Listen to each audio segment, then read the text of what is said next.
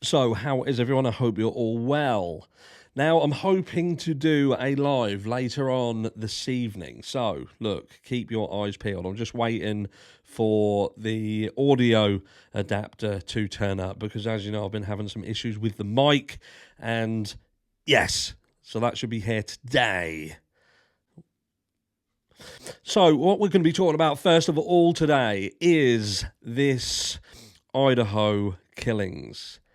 Now, you've probably seen, there's other channels doing it, and they've been interviewing the people around this house, the actual neighbours, some of them literally a stone's throw away, and they're giving us kind of an impression that this is a typical off-campus but student kind of led property. You know, where you've got parties going on for 90% of the week. There was an interview that was shown on Nick Mel's channel. They're saying, look, it wasn't uncommon for gatherings of 10 people or so on 4 or 5 nights a week. And even though they were self-contained and seldom did they get out of control, the point being is that people were frequenting this property. So my question is this: would a complete stranger with no knowledge whatsoever of this area really have taken the risk to do what they did? You know, we know we've made references to the Ted Bundy situation and what he did. And the concerning thing is here, you've got to ask yourself a question, and that is, in a place where the last murder was, 2015? Now, I'm not saying that murders don't happen, you know, how can we say, just because there's a murder years ago that it doesn't mean that there's not going to be another one. The issue that I have here is that if there's a dangerous person living in that area, then there would be potentially other signs of it. There would be other things that would escalate to this. This is a huge thing, isn't it? This isn't just one person being murdered down a dark street. This is someone entering a residence and murdering 4 students. You know, that's typically not what I would say. If we're talking about serial killer or a seasoned killer, then I think we'd have known about it sooner. There would have been an escalation where this seems to be...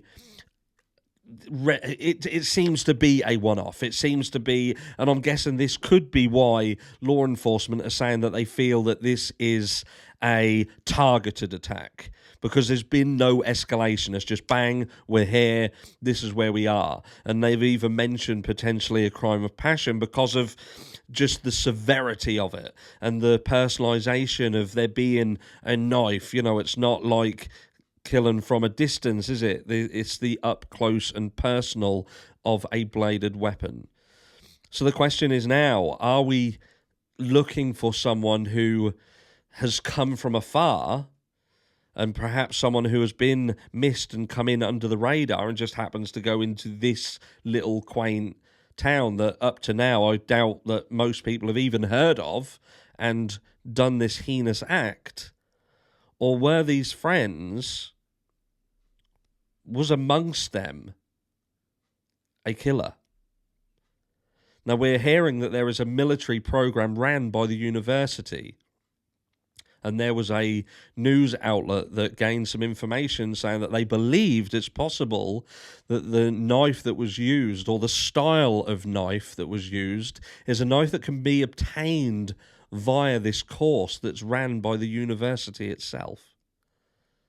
Now, that will bring certain names into the forefront because it will be asking them whether they have access to this course, or indeed they may know people within this course that would give them access to these weapons. They've obviously gone out and looked to see whether anyone has bought one from the places that these things are available to buy, and that seems to have come to no fruition. So at the moment, the most sense would be that, yes, it's a knife that was obtained via the university itself, but who knows?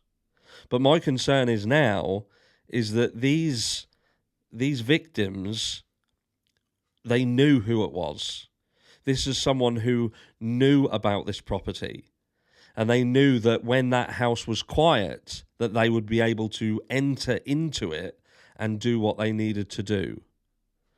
So do we need to be looking at the multitude of people who were frequenting these 4 and 5 nights a week parties? Because that's my mindset. That's where we would start, to pull anybody in who was ever at these parties and start there.